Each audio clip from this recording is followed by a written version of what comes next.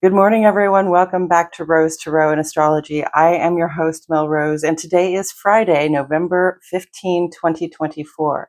Thank you so much for joining me. Thank you for spending this time with me. And I want to wish a particularly golden and glittering birthday to my bestie out west, Jill. Happy birthday, my friend. However you choose to celebrate, I hope that it is full of joy and wonderment. Okay, so why not get directly into the astrology today? The sun is in Scorpio and the moon is in Taurus. So we're having a full moon today. The sun and moon are opposite. Scorpio and Taurus are opposite signs, and so when we're in the full moon, we're under an opposition between the sun and moon, which are our two most personal planets, and it can feel a little bit buzzy. It can feel a little bit exciting, and of course, that excitement is what you choose to make of it. But Sun in Scorpio, on one hand, is very uh, deeply inwardly focused. It is very emotional and intuitive. It is very protective sign. And then, the moon in Taurus is more about practical comforts and stability and structures that provide us the things that we like, love, and can't get enough of. Okay, so it's sort of a balance between, um, flowing with the emotions and doing what's practical for your comfort and well-being. And that's the balance we try to strike when we're under that full moon in Taurus. So that's where we're at today. Happy full moon in Taurus, everyone. Let's talk a little bit about the context that we're flying under here, because there's a whole lot going on in the sky at this time. Venus is having some conversations with Neptune and Mars. Mercury is in a square with Saturn. Mars is in an opposition to Pluto, remember, which is one of the bigger underlying themes that's going to stay with us through the beginning of the year. And that Mars in opposition to Pluto right now, it's really about, our sense of individuality, our sense of, freedom to act according to our will, and and what authority says we can do. Right? So, the authority, the structures of authority are really, have been for a long time, been undergoing some turning over, some turning inside out, some beginning or endings and beginnings is what I should say. So we're really kind of right at the end of that, coming up in just less than a week. Pluto is moving on into Aquarius forever, and it becomes more about changes in the collective that seek the upliftment of everyone. Okay, so the individuality versus authority, this is just now, but it is a tension of opposites that's bringing a little bit of assertiveness, aggression, wild behavior into our realm. And so, be cool, kids, right? Be cool, honey bunnies. And then the other thing that's kind of balancing that opposition out is that Jupiter is sextile to Chiron right now, and that's going to be going on and off through the end of June of next year. So that's another underlying theme that is sticking with us right now, and that is about our hope for healing, our optimism that these problems can be solved, however mucked up and tangled and complicated and painful these problems are. We have optimism, we have hope. At least we have an underlying theme of that with us, that we can heal these wounds, that we can start to solve our problems. And again, when Pluto goes into Aquarius, that's in a really collective way. Okay. So that's kind of the undercurrent. Mercury square to Saturn. We might be struggling to say what we mean, or we might be having to put down some boundaries where we didn't want to. We might be feeling frustrated about our duties, our responsibilities, or the limitations we're coming up against. And Venus, in terms of like what we like, love, and can't get enough of, Venus is, having a hard time sort of seeing what we want, sort of envisioning how that's going to come to us, and also making an adjustment energy with Mars, which is opposite Pluto. So we might be having to adjust what we think we want, or how we think we're going to get it, in accordance with, whatever assertiveness is happening in the world. That Mars in Leo is very much about individuality, though. So it might be a very selfish vibe, and I just want you to be aware of that, right? Because we can be selfish sometimes. We are human, so we are all selfish at times in different ways. I like to think of the ultimate kind of selfishness, though, being the one where we take care of the people and things and places that take care of us, right? Because if I take care of my collective, then my collective can take care of me, can better take care of me. And that brings me to the other interesting news for today, which is Saturn going direct. So Saturn is going direct in Pisces. Saturn has been retrograde in Pisces, and we've been reflecting perhaps on what we think spiritually, or what our ideals are, what kind of what we can do to sort of walk the walk when we talk the talk, right? What we can do to sort of get our emotional life and our intuitive life, our spiritual life, in a place where it seems grounded in reality, right? Because there's a lot of idealism that comes with with belief. One of my favorite quotes is from the astrologer Quan Tracy Cherry. And if you don't follow him on YouTube, please do. His name is Quan Tracy Cherry, and I believe his site is called Belief is Not Required. He's a brilliant man, and he's from here in Kansas City. So my favorite quote from him, I'm sorry, I got a little distracted, is primarily know what you know, for believing carries doubt. Okay, so I think that that's really kind of the message of Saturn going direct today.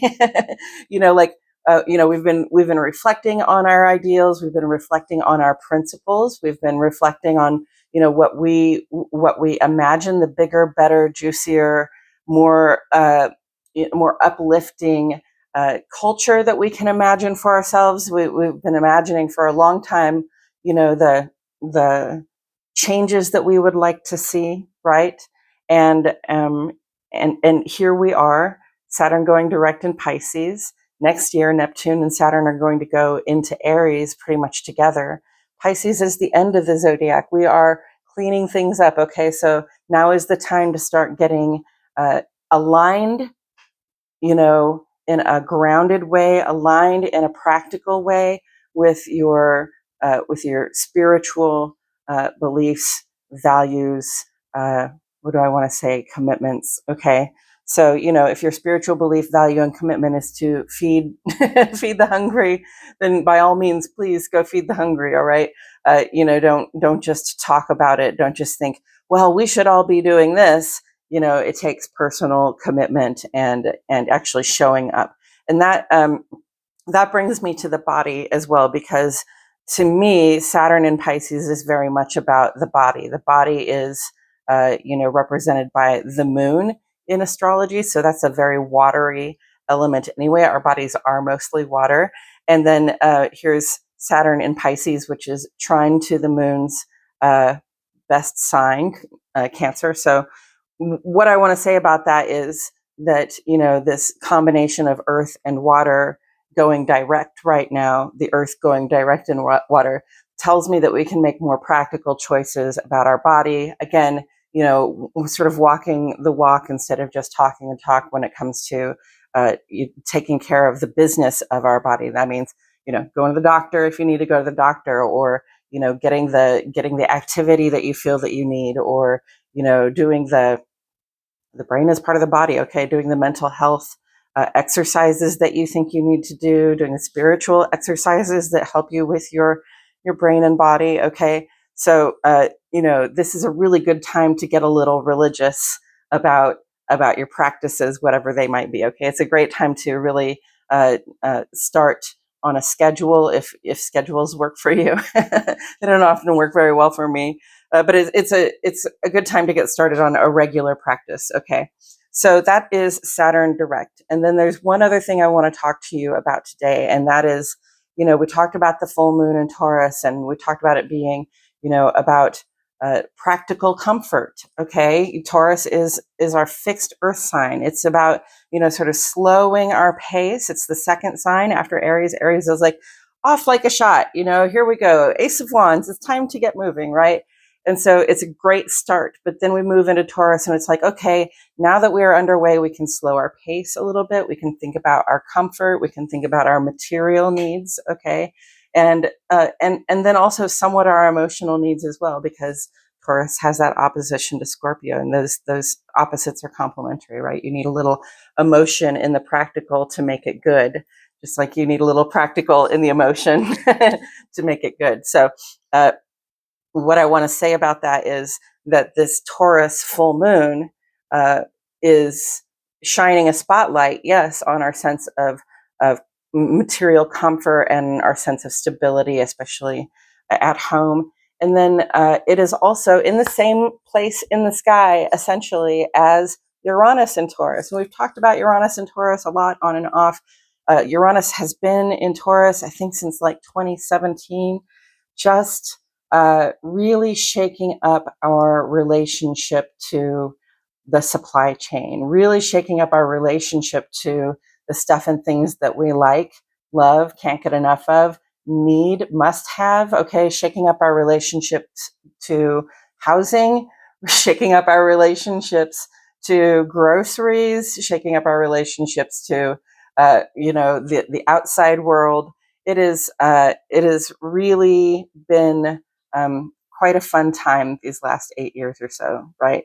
So what I want to say about that is that with the moon conjunct basically to Uranus at its fullness in Taurus, expect a surprise, expect something some kind of information to come out. And I don't know if that's, here in our personal lives on a personal level, or if it's something more publicly amplified or magnified, right? But there is, and if you've been watching the news, we live in surprising times. Okay, so I'm not saying that none of that could be the surprise, but with Uranus, it usually happens like right around the same time. So I would really look when the moon is actually conjoining with Uranus to have something a little bit shocking come out. Or if it's not shocking, of course, our minds in the United States are all still on the election and the shakeup that has happened there. Talk about Uranus and Taurus, just like what happened, right? So that applies there as well. But it's not just the political stuff; it is the environmental stuff. It is our planet. It's also about our bodies and the bodies of other people. It's about it's about institutions, and it's about especially people's homes and people's personal sovereignty and stability and access to the things that they need. So let's look for the news. Let's see. Look, I invite you to look and see where you can see Uranus at play in those material themes of sort of comfort and stability. Okay, so that is what is going on today, and I really think it's enough to talk about today. I'm don't really have anything. Oh yeah, and then tomorrow the sun will be opposite Uranus, just like the moon is conjunct to Uranus today. Tomorrow the sun's opposition to Uranus culminates, and so that's going to be like an extension of that theme, a repeat of that theme, or maybe more surprises. Yay! So that's really today and tomorrow and Sunday. The rest of the weekend. I'll come back on Monday to talk about next week, where we have a sun trining Neptune and Pluto moving on into Aquarius finally, and other good things happening as well. Okay, so thank you so much for joining me today. I truly appreciate your presence here. If you haven't already, please like this video, subscribe to the channel, give me a thumbs up, and leave a comment down below. Say hello to me so I can say hello back to you, okay? I appreciate you all so much for being here, and I'll see you in the next video on Monday. Bye-bye.